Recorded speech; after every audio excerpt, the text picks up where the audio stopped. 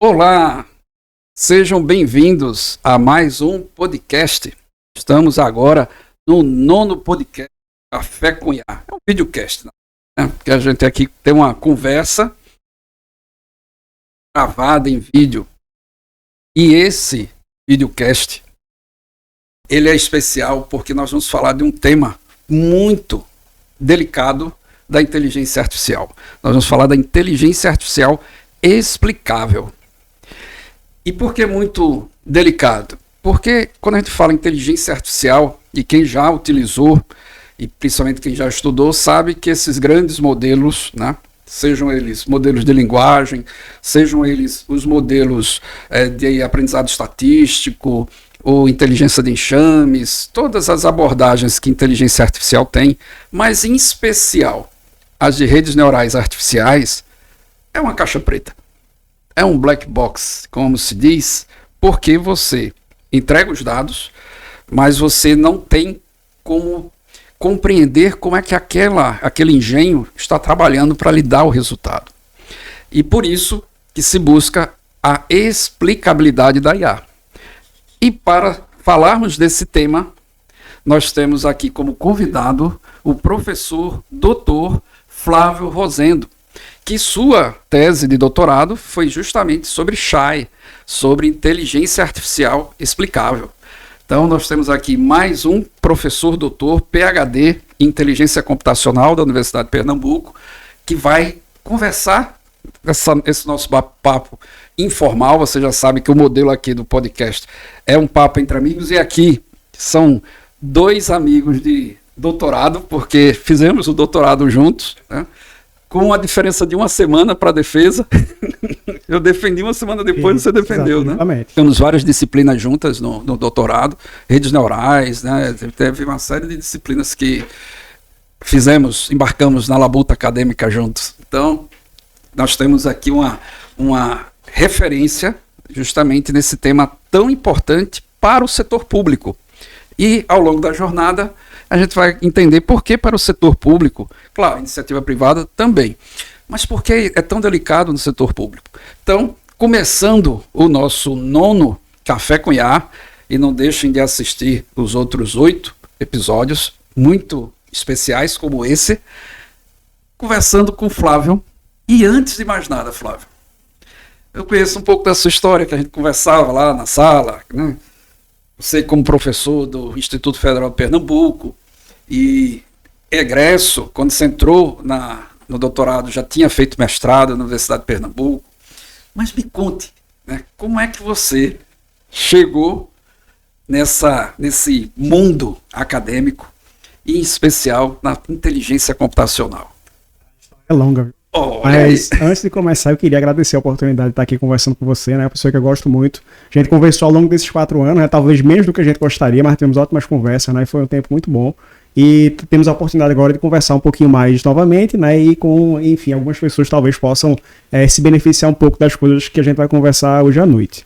Então, eu comecei na minha jornada, né, a trabalhar com IA em 2005, né? Veja, já vão 20 anos. Com o professor Fernando. Exatamente. Né? Ainda como, claro, eu já estou ficando velho, mas não sou tanto assim, né? Porque naquela época a gente estava na graduação, e aí eu fui aluno de ser professor Fernando, né? De iniciação científica e tudo. E aí, naquele momento, foi o primeiro contato. Evidentemente, a essa altura, IA era um terreno muito diferente do que é hoje, né?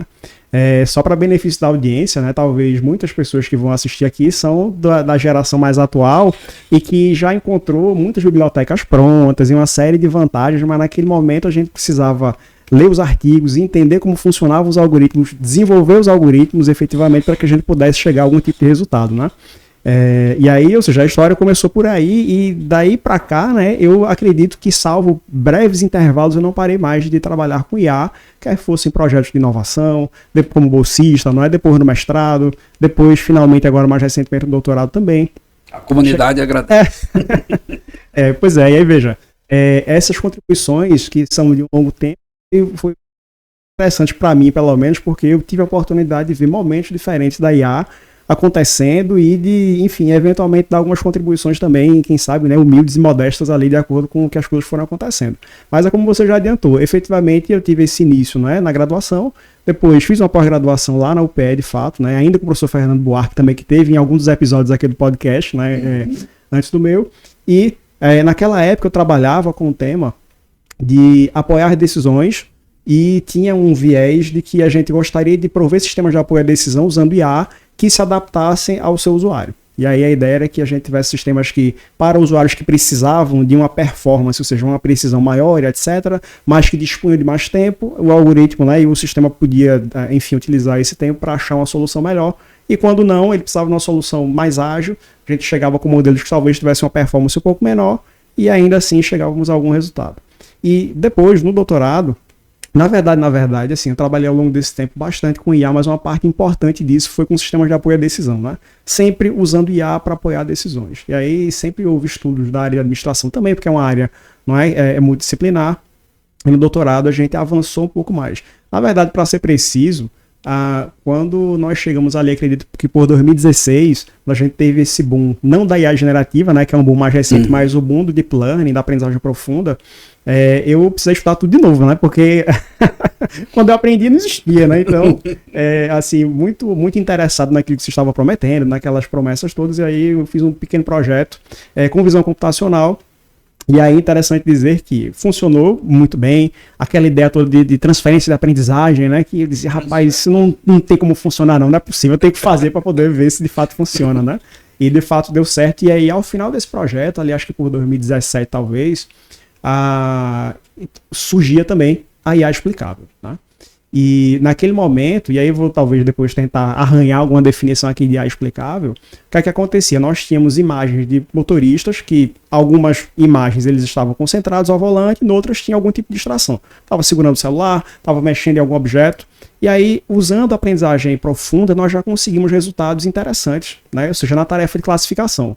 Mas a grande pergunta era, será que esses classificadores de fato estão olhando para o lugar certo da imagem para poder dizer se a pessoa está distraída ou não? E essa é uma preocupação legítima, porque se você parar para pensar, né, e aí eu já estou de alguma maneira encaminhando para a definição de IA explicável. Imagine que existe uma pessoa, um indivíduo hipotético que está doente. Esse indivíduo é o médico e esse médico, né, já muito moderno, está usando um sistema de IA. Ok. Muito provavelmente esse sistema de IA, a não ser que tenha sido projetado já com, enfim, essa explicabilidade, né, por design, de princípio, provavelmente houve um processo de treinamento, imagens foram utilizadas e ele tem um classificador ou uma técnica equivalente. E ao final ele vai chegar a um diagnóstico. Olha, você está doente, tá certo? E o paciente vai perguntar muito provavelmente o quê? Tá, doutor, mas eu estou doente por quê? Ele certamente tem o know-how dele, mas o modelo, provavelmente, se for um modelo opaco, como você bem colocou, uma rede neural profunda, uma rede neural artificial, outros modelos, não conseguem explicar como ele chega naquela inferência. Você tem métricas que ajudam a confiar um pouco mais ou um pouco menos, mas você não tem a explicação. E a explicação ao longo desses últimos anos tem se mostrado fundamental para que, em aplicações críticas, que envolvem saúde, envolvem grandes volumes financeiros, envolve, em última instância, a vida de pessoas, não é? Por exemplo, se você tem tropas que vão ser, enfim, lançadas em determinado local, você quer saber porque envolve a vida de alguém que vai ser colocado ali em risco. E essas técnicas não entregam isso. E, efetivamente, essa foi uma dor desde a época lá do projeto, não do primeiro, mas o primeiro foi o IntelliColheita, do professor Fernando, depois o IntelliMed. O IntelliMed era construir sistemas inteligentes para a área de medicina. E um entrave, eu diria, para a adoção dessas soluções naquela época, a gente está falando de 2009, eu acredito, é que os médicos diziam, tá bom, muito legal, muito interessante, boas as métricas, mas se eu não consigo entender como é que eu vou embasar o raciocínio e utilizar isso efetivamente na prática. Então essa demanda e essa exigência de transparência não é nova, ela é antiga. E, finalmente, quando nesse projeto de 2016 para 2017 eu usei IA explicável pela primeira vez, foi um momento assim transformador para mim, porque eu tinha uma rede com boa performance, mas eu pude ver que os pixels que o classificador estava usando para fazer a classificação eram justamente os pixels que eu, enquanto humano, olharia para dizer se a pessoa está distraída ou não. E aí, isso é muito interessante. Mais adiante um pouco, e aí nós fizemos mais alguns projetos, já pensando em juntar essa capacidade de extrair a explicação com o que a gente chamava naquela época de plausibilidade, né? Então, será que a área de atenção é a mesma que um especialista humano consideraria para tomar aquela decisão? E aí a coisa foi caminhando até chegar ao doutorado, e aí no doutorado, né, foi aquele trabalho, né, que você acompanhou um pouco comigo. Árduo trabalho. Árduo trabalho, efetivamente. Como você bem disse, né, eu sou professor do IFPE, Campus Paulista, né, Instituto Federal, e estamos lá hoje, né, desenvolvendo trabalhos que envolvem alguns deles IA explicável e outros as tecnologias mais novas, né, que provavelmente no futuro próximo serão alvo também de estudo e de hibridização com a IA explicável. Eu, inclusive, tive o prazer, a honra, na verdade, de participar da banca de doutorado de Rodrigo Lira, que também é do Campus Paulista, né? Colega meu. Então, e assim, o trabalho é excelente. Eu agradeço ao professor Dr. Carmelo pelo convite de participar da banca, que foi de inteligência de enxames, o qual eu convidei já o Rodrigo para vir aqui para a gente participar falando sobre inteligência de enxames, que é um campo da inteligência artificial que eu acho um espetáculo. É muito interessante ver a questão de otimização, vendo como é que esses algoritmos trabalham para encontrar o melhor resultado, né, dentro de uma heurística que às vezes você fica até encantado com a heurística natural, né, a natureza que levou lá milhões de anos para resolver aquele problema e a gente transportando isso para soluções as mais diversas, né, gerando a meta-heurística. Mas, aproveitando nosso foco, aqui é IA explicável. Quando a gente fala dessa explicabilidade, e muitos que vão assistir esse vídeo, com todos que vão assistir são pessoas que têm interesse em inteligência artificial e com certeza já vêm estudando isso de alguma forma. Mas a gente sabe que muitos do público podem ainda não ter um bom embasamento, né, do que é uma rede neural artificial. E aí eu pediria, Flávio, que você explicasse. Uma rede neural artificial, obviamente, sem ter um aprofundamento acadêmico, o que torna ela uma caixa preta. Porque até para os seus desenvolvedores das Big Techs, se a gente chegasse para um desenvolvedor desse e perguntasse, mas como é que ela chegou nesse resultado? Ele disse, calma aqui. Aí é outros 500. Exatamente. Dá essa contextualizada, Flávio. Vou começar com um contra-exemplo primeiro, né? E aí, se a gente pensa que existe algo de caixa preta, como as redes neurais, a gente pensa também que existem as técnicas de caixa branca, ou as transparentes, ou as que são nativamente interpretáveis. E aí, como você bem disse, né? Como a audiência, quer queira, quer não, provavelmente tem alguma afinidade com o tema, ou já estuda, a gente pode pensar nas árvores de decisão. São uma técnica clássica, não é?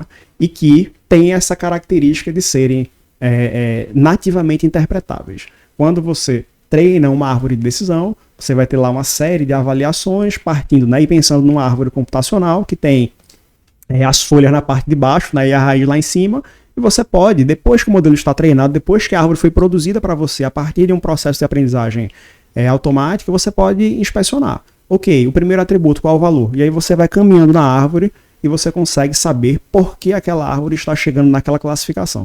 Naturalmente, se for uma árvore usada para regressão, você pode fazer uma inspeção similar e chega a algo. Outras técnicas também são consideradas nativamente interpretáveis. Por exemplo, a regressão logística, a regressão linear, você pode olhar os coeficientes da reta, enfim, aquele material todo e você consegue entender um pouco de como você chega nas respostas. Aí é a simbólica. Exatamente. E foram os primórdios, né? De alguma maneira, só para não esquecer um ponto que talvez seja relevante, a DARPA, ou seja, a Agência de Projetos Avançados dos Estados Unidos, eles investiram dinheiro aí ao redor de 2016, né? E a DARPA, quando ela injeta recursos numa área, porque ela quer que aquilo se desenvolva efetivamente, e eles foram patrocinadores da IA explicável nos seus primórdios. É importante dizer que a DARPA ela considera que houve pelo menos 3 ondas da IA. Provavelmente, isso já deve ter agora a 4ª ou a 5ª onda, né, com a IA generativa e tudo, mas a primeira onda eles falam que é o da IA simbólica. A IA simbólica ali em que você tem sistemas especialistas, sistemas baseados em casos, e você tinha como característica principal dessa época que o treinamento dos modelos era feito muito proximamente com o humano. De alguma forma, o conhecimento que estava do humano tinha que ser extraído e colocado no sistema para que ele pudesse funcionar. Isso dava certo, né? Era o que se tinha naquela época, ajudou, né, provavelmente a resolver uns problemas, mas nem todos os problemas. Os problemas mais complexos talvez não fossem passíveis de serem resolvidos adequadamente por IA simbólica que havia naquela época. Mas qual era uma vantagem? é essa interpretabilidade, essa possibilidade de compreender como o modelo funcionava, como ele chegava nos seus resultados. Na segunda onda, que foi a onda da aprendizagem de máquina, nós deixamos a participação do humano, né? Ela deixou de ser tão diretamente importante no treinamento dos modelos para utilizar dados. E isso trouxe uma série de vantagens. Os problemas que puderam ser resolvidos foram problemas mais complexos. A área de IA como um todo ganhou digamos assim, um espalhamento, né? Uma adoção muito maior no mercado e tudo. Mas qual foi a perda que houve com isso? Exatamente, a explicabilidade. IA subsimbólica ou não simbólica? Exato. E aí, para responder a sua pergunta agora, depois dessa volta toda. O que é uma rede neural? Você vai ter, essencialmente, um conjunto de pesos, certo? Que vão estar ligados a funções de ativação e você pode configurar a sua rede neural de acordo com a necessidade do problema. Você deve configurar de acordo com a necessidade do problema. No final, ao invés de pensar em algo como uma árvore, né, que quem estuda estrutura de dados pensa nisso muito facilmente, você vai ter um conjunto de operações matemáticas sendo realizadas ali em sequência, passando os valores das entradas pelos pesos, depois por funções de ativação, as saídas dessas funções se ligam às próximas camadas e esse processo vai acontecendo até chegar na saída. Então percebam, né, a audiência aqui que o caminho de ida já tem um alto nível de complexidade. Exato. E ainda tem o caminho de volta. E isso durante o treinamento, né? E aí você tem que fazer todas aquelas ponderações para ajustar os pesos, mas uma vez que ele está treinada, quando você coloca as entradas e obtém uma classificação na saída, um valor de regressão, você não consegue inspecionar como aqueles valores repercutiram internamente para chegar na saída. E aí é onde se dá, né, onde se atribui a opacidade das redes neurais. Diferente das árvores de decisão que são transparentes, você tem algo que você pode ter uma taxa de acerto muito melhor, enfim, pode ter métricas melhores do que aqueles modelos da primeira onda, mas você não tem como explicar. E aí vem a terceira onda, né, que é a IA explicável, para trazer de volta um pouco dessa característica de explicabilidade que, conforme nós falamos no início, é fundamental para muitos setores. É bem verdade que se você tem uma área de aplicação que é muito trivial, talvez, o resultado, o impacto daquela ação decorrente do modelo, né, da técnica que você está usando, não tem grande impacto, não é algo muito importante, você não precisa de IA explicável. Você usa os modelos, otimiza da melhor maneira, avalia com as métricas e em determinado momento você pode colocar em produção. Mas se há algo importante para direito, para medicina, para força de segurança, você provavelmente vai querer ter a explicação a seu favor. Porque hoje nós vivemos, né, e você bem sabe disso, em uma era nova da IA, em que existe o início da regulamentação. Em alguns países já existem, não é, normativas, leis, etc. Exatamente. E em outros locais começa a haver isso, e em muitos locais, em muitos tipos de aplicação, ter a explicabilidade será obrigatório. Não será algo opcional ou algo apenas desejável que, enfim, os usuários responsáveis vão querer ter. Será algo obrigatório, né? Então, com certeza é necessário ter esse ferramental. Então, com isso, acho que a gente consegue estabelecer essa diferença bem entre as duas características, não é? E necessariamente entender que quando há necessidade para isso, a explicabilidade é fundamental, e a explicável vem justamente tentando trazer isso e, de alguma maneira, trazer um balanço, né? A gente sabe que em engenharia existem os trade-offs, a gente precisa equilibrar, né, os prós e os contras, e nem sempre a técnica que tem uma maior performance vai ser explicável e que você vai conseguir explicações tão boas. E aí, no projeto, né, no mundo real, você tem que tomar decisões. É onde vem a necessidade do especialista humano. Para ele colocar na balança a eficiência e a eficácia. Exato. E até aproveitando, né, essa excelente explicação de Flávio, né, isso aí vem explicar a diferença dos termos, que tanto eu como o Flávio, a gente fez o nosso doutorado em inteligência computacional, não em inteligência artificial, né, porque a inteligência artificial, apesar de ser um termo genérico, né, ele engloba vários subcampos, mas ela tem essa visão da IA simbólica, e a inteligência computacional, a IA não simbólica, né? Que aí entra redes neurais, entra inteligência de enxames, computação evolutiva. Mas aí, seguindo essa linha da explicabilidade, eu costumo dar esse seguinte exemplo, Flávio, que dentro do setor público, penso que ainda não aconteceu, né? Penso, talvez já tenha ocorrido isso em algum lugar, mas cada vez mais inteligência artificial vai ser usada, obviamente, no setor público e privado. Então, é um caminho sem volta. E só tende a crescer o uso desses modelos de inteligência artificial. Mas o que pode vir a acontecer, se já não ocorreu, é, por exemplo, um gestor público toma uma decisão baseada no suporte que ele teve de uma inteligência artificial. Que o foco da IA, para alguns casos, é ser o suporte à tomada de decisão. E aí ele olhou, viu que a IA estava orientando, seguir por aquele caminho, e ele seguiu.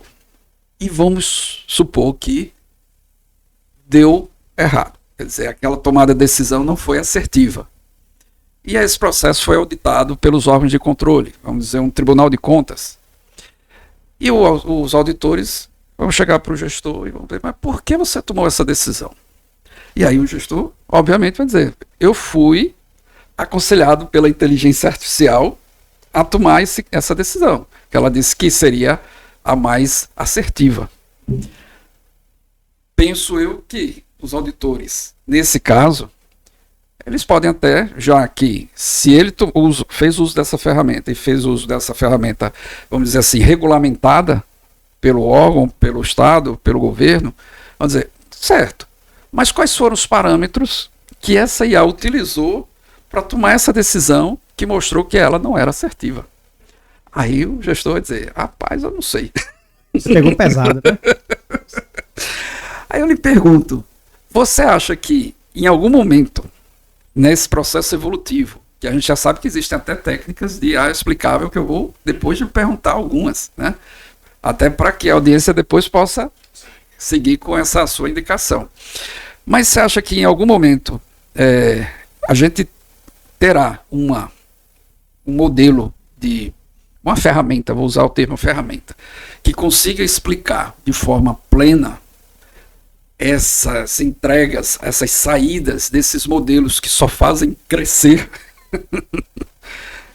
A pergunta é difícil. Veja, existe, Álvaro, assim, as pessoas que estudam, né, que pesquisam IA explicável, tem duas grandes áreas que elas acabam enveredando, né, em algum momento.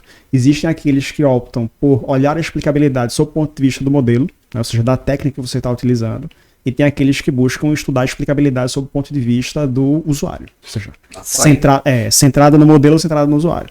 Particularmente falando, eu gosto muito da abordagem de pesquisar e tudo mais, da abordagem centrada no usuário. Porque existem algumas... Naturalmente. Ainda bem, né?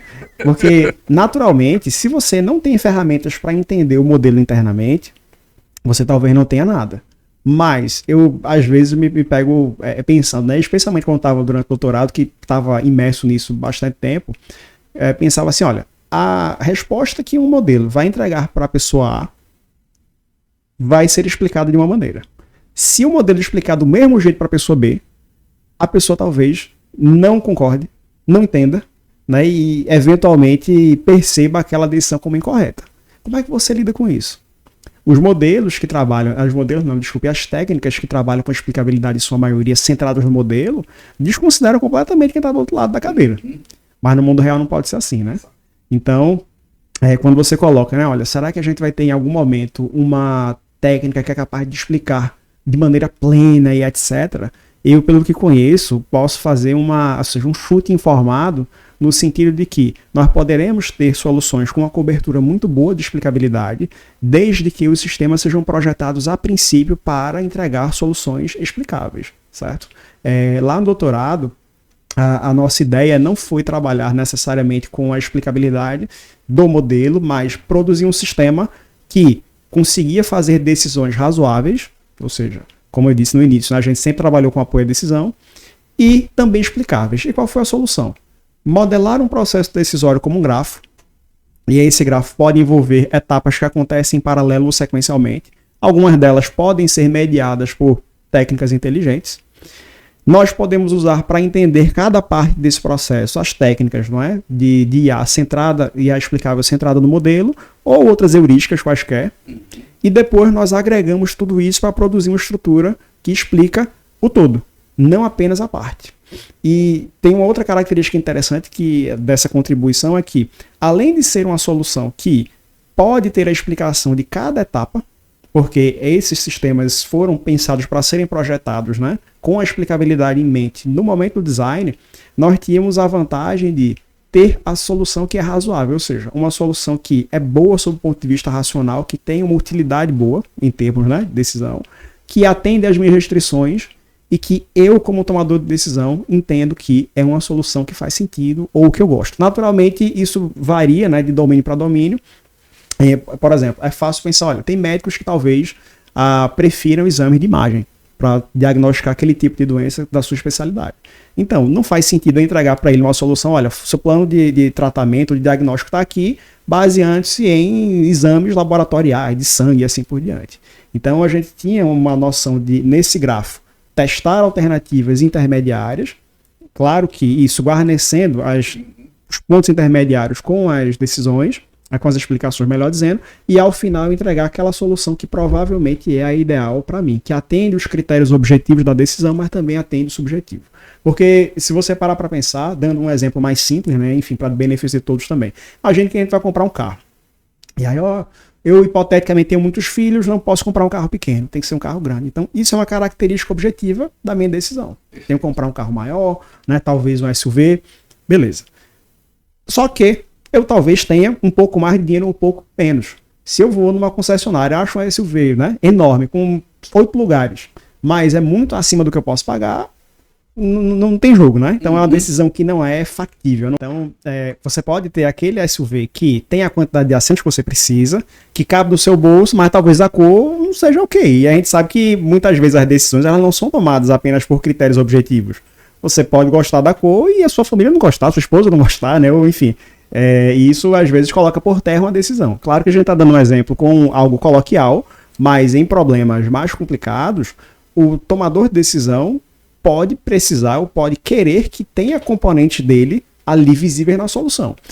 Particularmente falando, e aí, claro, não posso afirmar que isso é uma verdade absoluta, mas eu não costumo pensar muito nos processos decisórios complexos, né, em que a responsabilidade da decisão vai recair, como você bem falou agora, né, sobre a pessoa que está decidindo e que ele prefira tomar uma decisão completamente diversa da maneira como ele faria, por mais que tenha todo um conjunto de métricas e explicações respaldando aquilo. Provavelmente a pessoa vai dormir muito melhor se a decisão tiver um conjunto de métricas, explicações e etc, mas se no fim ele se vira ali, entende? Porque no final, se der errado, quem vai responder é ele, não a IA, né? Não a máquina. Pelo menos até aqui ainda funciona assim. E aí é isso, Álvaro. Eu imagino que nós podemos caminhar sim para ter soluções que vão recobrir muito mais e em alguma medida isso pode acontecer também em resposta à regulamentação, né? Talvez exista parâmetros para um sistema ser considerado, não é, validado, certificado para uso e de determinada aplicação de maior nível de risco intermediário. E aí a gente pode ir colocando essas salvaguardas no sistema em termos de explicação para atender ao que a regulamentação necessita, entendeu? Essa é a minha forma de ver, pelo menos. E aí eu pergunto a você, Flávio, já que o seu foco é na explicabilidade no ponto de vista do usuário, quer dizer, na saída do modelo, quais são as ferramentas ou as técnicas que você recomenda que as pessoas utilizem para obter essa explicabilidade? Sim. Bom, e aí existem duas grandes áreas que quem está interessado, não é, no tema pode pesquisar. Existem as técnicas que são consideradas pré-hoc ou ante-hoc, são aquelas que já são explicáveis por natureza, podem ser técnicas customizadas, versões diferentes de redes neurais, de árvores que já são criadas com a explicabilidade em mente. E aí, diferente das tradicionais, elas buscam ter uma performance elevada, mas garantindo ainda algum nível de interpretabilidade ou de explicação. Existem as técnicas post-hoc, que efetivamente são acopladas a classificadores ou enfim a técnicas que são opacas e que vão permitir compreender um pouco de como eles funcionam. Então, as técnicas pré-hoc ou ante-hoc, elas precisam ser escolhidas de acordo com o tipo de problema, porque são técnicas específicas. Sim. Os modelos, eles não, a explicação ela não é agnóstica ao modelo. Ela é feita, né, como uma amálgama que junta as partes ali. Mas as técnicas post-hoc tem dois algoritmos que já são a essa altura clássicos. O LIME, LM, né, LIME de Lima, talvez em inglês, e o SHAP, SHAP. Os dois algoritmos são muito interessantes e têm sido muito usados, né? Enfim, pela academia e por mim também em alguns projetos. As características das duas técnicas são diferentes, eles entregam tipos de explicabilidade diferentes, enquanto que o LIME foca principalmente em você observar o impacto do valor que você coloca em determinada instância, né? Olha o exemplo agora. O paciente tem as características A, B e C. O modelo está dizendo que ele está saudável. E aí a gente consegue, a partir do LIME, ter uma percepção de, esse diagnóstico saudável, o quanto ele foi influenciado por essas entradas. Já no SHAP, é uma técnica de fato muito poderosa que eu de fato gosto bastante de usar. Eu vou comentar em um instante um exemplo. Você tem uma quantidade grande de gráficos diferentes que você pode gerar a partir do SHAP e que trazem muito insight acerca tanto do classificador ou enfim do modelo como um todo, ou seja, ele entrega algum tipo de explicação global sobre o comportamento. Não, exatamente, não somente sobre a instância, que é o caso do Lime, e você pode também ter uma visão muito, muito profunda. Com o pessoal da Fiocruz, eu tenho trabalhado junto com um laboratório dele lá chamado Lavit, que é um pessoal que trabalha com genômica de doenças virais e assim por diante. Com outras pessoas também, mas principalmente com eles. E qual é um problema que existe nessa área, né? Na área, eu diria, de genômica ou de bioinformática? O nosso código genético ele tem uma quantidade absurdamente grande de informações, né? Os cromossomos, talvez nem tantos cromossomos, mas as posições no cromossomo que tem informações é uma quantidade absurdamente grande. E o que é que nós fizemos lá, né? E já vem uma sequência assim de trabalhos. Primeiro, eu comecei trabalhando com a dengue, né? Com eles tinham uma base de dados, a gente trabalhou um pouquinho fazendo a modelagem inicial, e o primeiro trabalho que saiu, mais moderno, usando a inteligência computacional, a aprendizagem de máquina, para o diagnóstico de dengue, tentando diferenciar ou apoiar o diagnóstico de dengue leve e dengue severa, né? Ou seja, dengue hemorrágica e síndrome de choque por dengue. Foi um trabalho inicial. E aí, para nós, né, de computação, é essencialmente você fazer uma seleção de características seguida de uma classificação. Eles já ficaram bem felizes com isso, né? Porque com as técnicas tradicionais de estatística, etc., que eles possuem mais proximamente, né? Faz mais parte do métier, são análises mais individuais e tudo, e que não entrega essa possibilidade de avaliar as coisas no contexto. E aí, mais recentemente, a gente fez um trabalho com dados da Covid. E aí foi um trabalho que eu considero assim, muito bonito, né? Que foi feito assim, a muitas mãos e tudo. Eles conseguiram genotipar, acho que cerca de 100 pacientes, ou seja, coletar o sangue, passar lá pelo processo, né, para extrair informação do sistema imune inato, e o objetivo era tentar entender. Bom, o sistema imune inato, ele nasce e morre com você igual, né? Claro que as vacinas podem mudar um pouco do jogo e tudo, mas a princípio você nasce e morre com as mesmas características. E essas doenças podem jogar um jogo maior ou menor quando você tem doenças que são geneticamente influenciadas, elas não são determinadas pela genética. E por que isso? Pode ser que eu tenha uma característica minha genética, a maneira como as proteínas são ali elaboradas, ou enfim, a sensibilidade da célula para receber ali algum, enfim, um elemento externo que me proteja mais da doença ou que me torne mais suscetível. Então o estudo com eles envolveu a genotipagem, depois esse processo de seleção de características, saindo, né, acho que de 300 posições para apenas 15 ou algum valor próximo disso, mantendo um nível aceitável, não é, de acurácia e de métricas ali correlatas para a classificação. E nesse trabalho nós colocamos uma peça nova que foi a IA explicável. E aí com a IA explicável nós podemos observar características muito... Nós não, né? Assim, eu ajudei a gerar os gráficos, mas quem fez a interpretação biológica são eles, né? E conseguiram, a partir disso, verificar que essas 15 posições, né, que eles chamam lá de SNPs, podiam de fato ter relevância biológica, e chegaram a gerar um modelo assim, né, de uma célula, e como é que aquelas características do genoma podiam ali estar jogando para proteger ou tornar a pessoa mais suscetível à Covid nesse caso. Quer dizer, a própria camada de explicabilidade apoiou o modelo na saída desse modelo. E aí permitiu que eles pudessem, né, de alguma maneira, trabalhar. Porque veja, criar uma teoria com 300 provavelmente seria muito difícil. Mas se nós pudermos, com inteligência computacional, com aprendizagem de máquina, escolher 15 de boa qualidade, depois entender a importância desses 15 para o modelo, o especialista, não é, na área de saúde pode olhar ali e dizer, opa, o mais importante dos 15 é esse daqui. Esse aqui, o que é que a literatura diz sobre ele, né, no desenvolvimento de doenças virais? E aí, legal, faz sentido. Então foi um trabalho que eu achei muito, muito interessante, né? Assim, não tinha conhecimento de um parecido. Excelente. Muito legal. E agora a gente passou para mais parceiros, a Federal do Espírito Santo, a USP também, e a gente está tendo acesso a coortes, né, maiores, ou seja, bases de pacientes maiores, com mais informações. A gente saiu de 300 colunas, né, em bom português computacional, para mais de 4.000, e a gente tem usado um pipeline muito parecido e tem conseguido resultados interessantes, né? A expectativa é que, se tudo caminhar bem daqui para o fim do ano, a gente possa ir para o próximo nível, que é levar esses resultados que são em sílico, né, ou seja, a simulação computacional, possam ser feitos ensaios in vitro para verificar se aquelas premissas que a IA encontrou e que o humano, olhando a explicabilidade, percebe que faz algum sentido, que tem alguma razoabilidade biológica, se pode de fato ser verificado na célula realmente.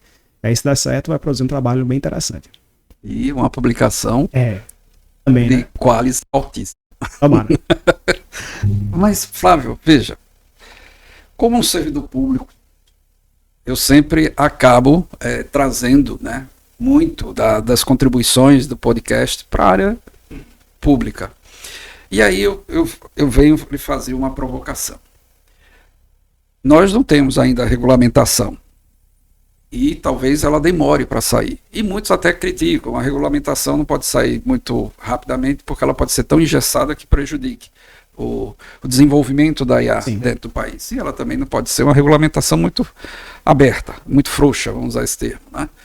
Mas aí eu lhe pergunto, hoje, nesse estágio que nós estamos, visto a sua experiência com a área de IA, e principalmente com a explicabilidade da IA, né? Falando aqui da aprendizado de máquina, inteligência computacional, você, mesmo sabendo que um governo, uma área pública, que tem problemas complexos e a questão de tempo é um dos fatores, né, mais impactante dentro do setor público por vários aspectos, você recomendaria que aquele setor público usasse uma inteligência artificial, mesmo que ela seja uma caixa preta, né? Mesmo que aquele apoio na tomada de decisão, aquela saída que aquela IA vai dar, ela só possa ser, vamos dizer assim, testada em produção. Quer dizer, você só vai saber se realmente ela está assertiva ou não, colocando em prática. E se você não tem a explicabilidade, se aquilo não der certo, você vai ter que arcar com as consequências, porque você não consegue explicar aquele modelo. Você recomenda fazer uso ou não? Naturalmente, puxando a brasa para minha sardinha, eu diria, ó, era muito bom que tivesse. Mas se não tem, e se existe um nível de risco controlado, certo, para a utilização, eu acredito que se você toma todas as devidas medidas para minimizar os eventuais erros que podem acontecer, e é natural, a gente bem sabe que IA erra, né? Nós erramos, os sistemas inteligentes também erram. Então, se você se protege o máximo possível e está disposto a seguir a aceitar as consequências desse uso, que não está guarnecido por explicações, por que não? Agora, naturalmente, na área de saúde, será que isso é recomendável? Talvez seja muito sensível, né, para você fazer isso. Mas em outras áreas, como por exemplo, você tem que tomar uma decisão sobre realizar certo procedimento em um setor. E se você errar, vai haver algum prejuízo, mas não será algo talvez irrecuperável, percebe? Porque, também sendo justo, Álvaro, me parece que existem alguns momentos que a gente precisa arriscar um pouco, né? Senão as coisas não acontecem. E aí, efetivamente, como servidor público também, eu vejo que se não formos esperar as condições perfeitas, nada acontece. Exatamente, é um jogo de necessariamente você minimizar os riscos e etc, mas arriscar ainda. Agora, claro, arriscar com responsabilidade, ninguém está aqui dizendo, né, para que as pessoas façam aí maluquices usando IA, pior ainda, mas que façam o uso cuidadoso, o uso pormenorizado, que eventualmente usem aquela estratégia de human in the loop, ou seja, tenham humanos para apoiar, certo? As decisões que foram tomadas por IA, para verificar, para fazer algum tipo de auditoria. Eu acredito que isso pode ser um bom caminho. E para seguir agora para os finalmente, né? Que a gente tem um tempo aqui dentro do nosso Café com IA, porque todos eles, sem exceção, a vontade é de ficar várias horas conversando sobre o tema, porque o que não faltam são perguntas. Mas eu lhe pergunto, hoje, porque quando você falou dos modelos de classificação, a gente sabe que existe uma série de modelos de inteligência artificial que resolvem problemas de classificação, problemas de regressão, além das outras abordagens. Mas hoje, inevitavelmente, o mundo, e muitos até associam inteligência artificial aos grandes modelos de linguagem, né? Acham que A é só LLM, que não é. IA, na verdade, é uma série de abordagens, uma série de técnicas que podem ser de redes neurais, podem ser estatísticas, enxames, que vamos ter um especialista de enxames conversando aqui no Café com IA. Mas aí eu pergunto, para essa IA, que hoje é o que está mais sendo utilizado, são os grandes modelos, você já tem ideia de uma ferramenta que possa ser usada para essa explicabilidade dessas saídas, sejam elas aí, as diversas saídas produzidas, né, sejam textuais, voz e tudo mais? Ou seja, como é que a gente poderia explicar IA generativa, né? Exatamente. As técnicas que eu falei, a princípio, as suas versões originais não servem para explicar IA generativa, né? Essas técnicas foram criadas antes e elas não são, pelo menos até onde eu sei, diretamente portáveis. Mas essa preocupação ela é bastante genuína. Porque talvez a IA generativa ela ocupe um lugar, não é? De apoio hoje para estudantes, para pesquisadores, para profissionais das diversas naturezas, que essa necessidade de explicação também vai se fazer presente muito próximo. Hoje, o que a gente mais costumeiramente verifica é a preocupação com a alucinação, né? Será que alucinou, não alucinou, tá falando verdade, não tá falando verdade? Mas mais adiante, quando esses modelos evoluírem, vai haver a necessidade de entender, olha, você está recomendando que eu faça determinada coisa, por quê? E até onde eu sei, Álvaro, existem já alguns estudos no sentido de aproximar as técnicas que foram projetadas originalmente para machine learning tradicional, e não profundo, e pior ainda, não generativo, para atuar com os modelos generativos. Eu acredito que isso é fronteira hoje na área de IA explicável e é natural, né? É entregar a explicação para aquilo que está muitíssimo em voga hoje em dia. E existe um detalhe, né? Você deve conhecer a arquitetura Transformer, né? Que é base para muitos desses, se não todos os modelos. E existe aquela noção da máscara de atenção, que é utilizado durante o treinamento. Então, eu já vi alguns estudos que observam a máscara de atenção, ou enfim, as ativações de camadas e tudo, para tentar entender se o modelo está alucinando ou não. Então, provavelmente, aqui é um chute informado, os algoritmos mais novos virão, acredito que já tem alguma coisa, eu ainda não li, na verdade, né? Assim, mapeei alguns trabalhos, mas envolvem você olhar para essas máscaras de atenção e, a partir daí, tentar derivar explicações, certo?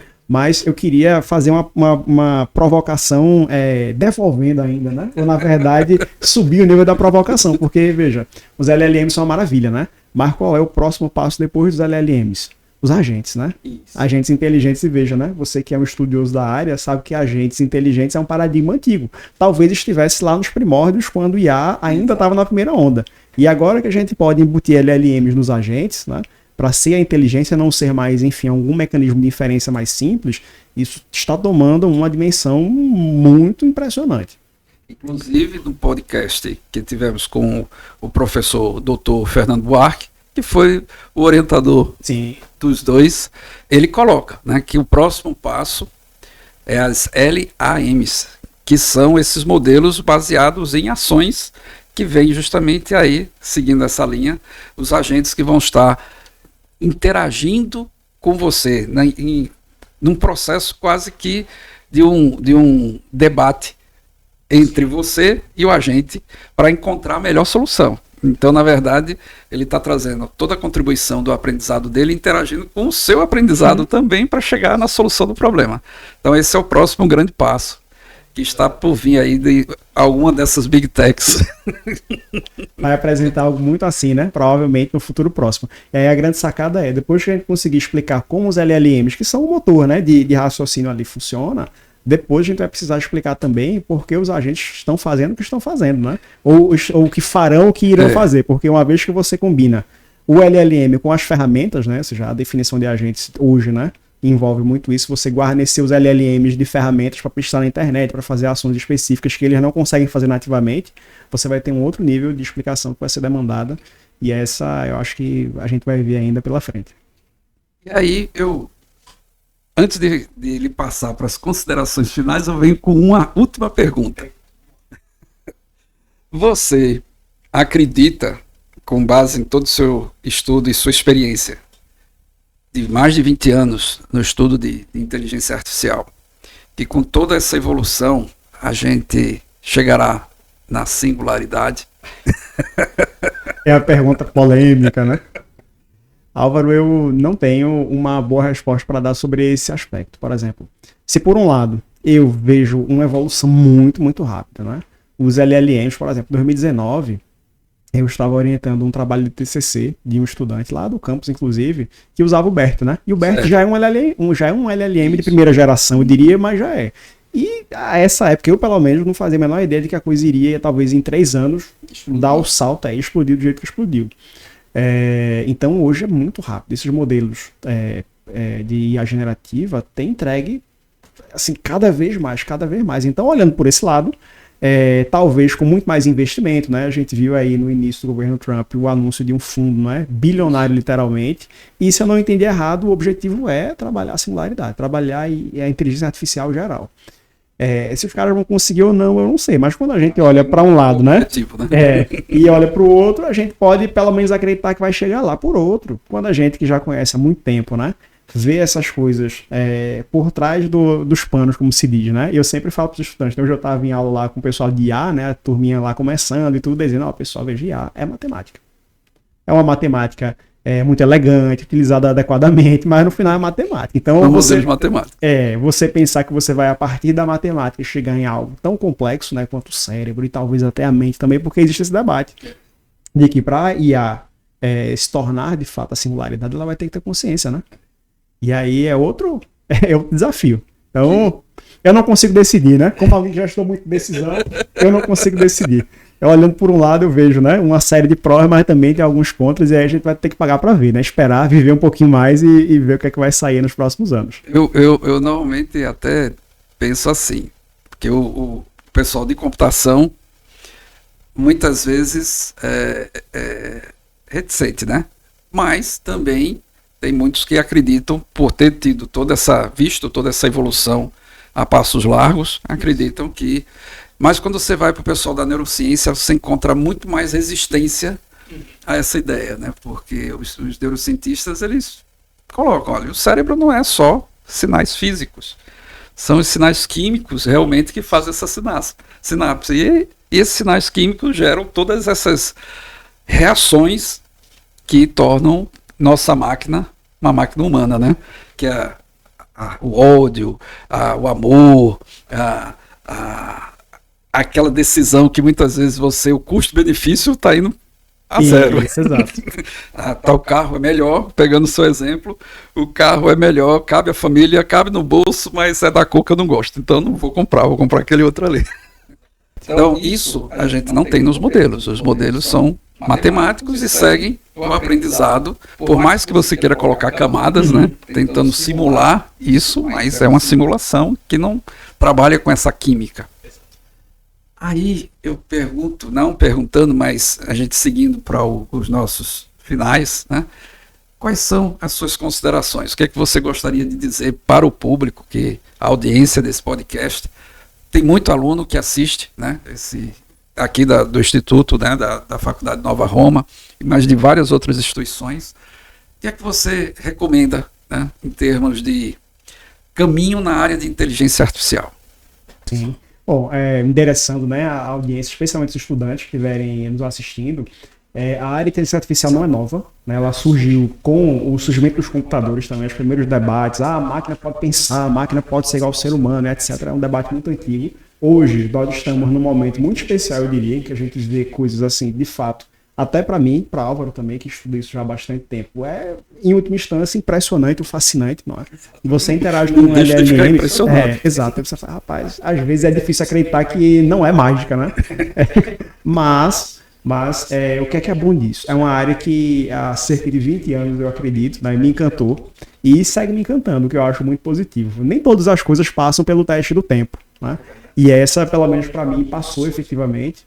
Então eu recomendo que quem se interessar pela área, que estude, que busque, não é, os professores que possam lhe orientar e tudo, e que provavelmente tem um caminho muito interessante e muito promissor, eu diria, pela frente. Hoje a gente vê, não é, cursos sendo abertos exatamente nessa área, focados em IA, e enfim, o mercado cada vez mais se desenvolvendo. Então, se eu estivesse, né, voltasse aí 20, 25 anos atrás, provavelmente apostaria minhas fichas na IA de novo, tá certo?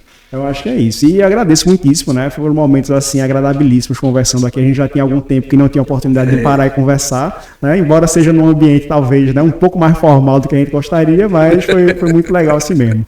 Muito obrigado, Flávio.